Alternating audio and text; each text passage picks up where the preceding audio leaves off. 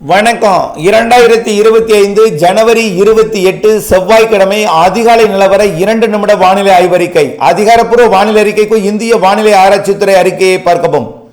Sumatra தீவு பகுதியிலிருந்து புறப்பட்ட காற்று சுழற்சி இலங்கையை நெருங்கி கொண்டிருக்கிறது. இன்றைக்கு இலங்கையோட தெற்கு பகுதியில் மழைப்பொழிவை தொடக்க இருக்கிறது.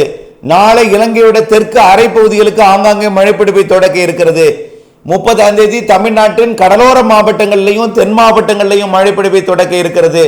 30ஆம் தேதி மதியத்திற்கு மேல் மாலை இரவிலே உள் மாவட்டங்களிலையும், அடுத்த நாள் அதிகாலை மற்றும் 31ஆம் தேதி அனைத்து மாவட்டங்களுக்கும் மழைப்பொழிவை ஆங்காங்கே ஒதுக்கி கொடுக்க இருக்கிறது.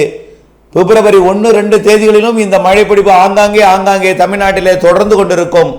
தமிழ்நாடு தாண்டி அண்டை மாநிலமாம் தெற்கு ஆந்திர பிரதேசம், தெற்கு கர்நாடகா, கேரளாவிற்கும் இந்த மழை வாய்ப்பு அமையும். 31 பிப்ரவரி 1-2 தேதிகளில் பரவலான மழைப்பொழிவு இருக்கும். ஆனால் அனைவருக்கும் இருந்தாலும் ஒதுக்கி ஏற்ற இறக்கத்துடன் இருக்கும். தமிழ்நாட்டில் தென் மாவட்டங்களில் கனமழை வாய்ப்பு தெரிகிறது. மிதமானது முதல் சற்று கனமழை பரவலாகவும் ஆங்காங்கே கனமழையும் ஓரிரு இடங்களில், குறிப்பாக நாலுமுக்கு, ஊத்து, காக்காட்சி, மாஞ்சோலை போன்ற பகுதிகளில் மிக மழைப்பொழிவு வாய்ப்புண்டு. 30-31 பிப்ரவரி 1-2 தேதிகளில் டெல்டா மாவட்டங்களுக்கும் மழை உண்டு. ஆனால் டெல்டாவிலே 30ஆம் தேதி காலைக்கு பிறகுதான் தாமதமாக தொடங்கும் என்று எதிர்பார்க்கப்படுகிறது. தாமதமாக தொடங்கி தாமதமாக விலகினாலும் மழை வாய்ப்பு 4 தினங்களுக்கு ஆங்காங்கே இருக்கும். அறுவடைக்கு திட்டமிட்டுக் கொள்ளுங்கள்.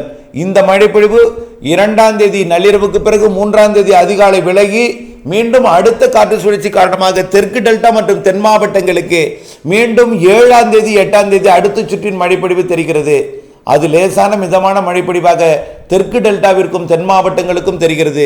இடைவெளி அறிந்து அறுவடை செய்க, வானிலை அறிந்து விவசாயம் செய்க. விரிவான அறிக்கையுடன் இணைந்திருக்க.